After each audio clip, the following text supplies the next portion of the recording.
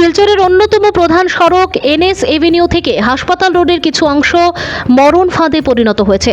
হাসপাতাল রোডের এক পাশ গর্তের দখলে রয়েছে। গর্তের দরুন বহু বাইক, ই রিক্সা, অটো আইন অমান্য করে ডিভাইডারের উল্টো দিকে রওনা দিতে বাধ্য হচ্ছেন। এতে যে কোনো সময় বড় ধরনের কোনো অঘটন ঘটে যেতে পারে। এছাড়া বিশাল গর্ত কেড়েও নিতে পারে প্রাণ। বৃষ্টি হলে গর্ত বোঝা দায় হয়ে পড়ে। এছাড়া রাঙ্গিরখাড়ি নেতাজি মূর্তির পাশে বিশাল গর্ত রয়েছে।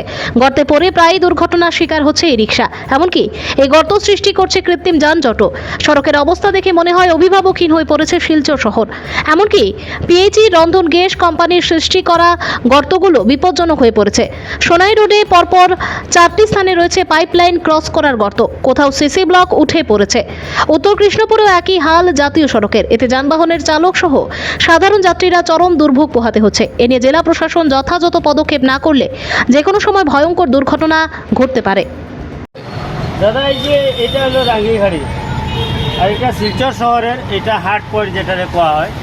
এই হার্ট পয়েন্টে দেখুন, এখানে যত বড় একটা গর্ত আছে, এখানে যে কোনো সময় একটা বাইক, স্কুটি, ই রিক্সা ইত্যাদি যানজটের মধ্যে পড়িয়া এই গর্তে কিন্তু পাল্টি খেয়ে যায়। এই গর্তে পাল্টি খেয়ে যায় এবং এইখানে এত বিশাল জনসমাবেশ হয়, এর মধ্যে প্রায় সময় যাত্রীরা নাজেহাল হয়ে থাকে। আমি প্রশাসনের দৃষ্টি আকর্ষণ করব জনসাধারণের তরফ থেকে এই গর্তগুলো ভরাট করার জন্য, এবং মিডিয়ার মারফতে আমি জেলা প্রশাসন মাননীয় মুখ্যমন্ত্রী হিমন্ত বিশ্ব শর্মার কাছে অনুরোধ রাখবো এই গর্তটা অতি সত্বর পরিপূর্ণ করার জন্য। এই মুহূর্তে আমি আরেকটা দৃষ্টি আকর্ষণ করতে চাই।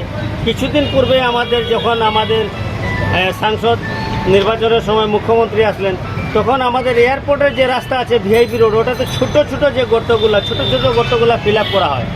কিন্তু আমাদের এই যেটা সোনাই রোড, যেটা হার্ট পয়েন্ট অফ শিলচর যেটাকে বলা হয় রাঙ্গিরখাড়ি, এই হার্ট পয়েন্টে এত বড় গাতা, নাগাটিলাতে কত বড় বড় গর্ত রয়েছে, এবং আপনাদের বাজাজ মোটরসের সামনে যত বড় গর্ত রয়েছে, এই যে গর্তগুলো আমাদের জেলা প্রশাসন কেন বা কোন কারণে এই গর্তগুলো দেখেন না।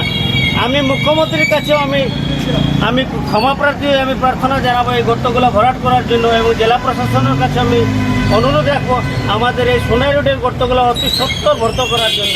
এই গর্তগুলো যাতে অতি সত্বর গর্তগুলো ভরাট করা হয়। আয়নি ফটো হয়ে যায়।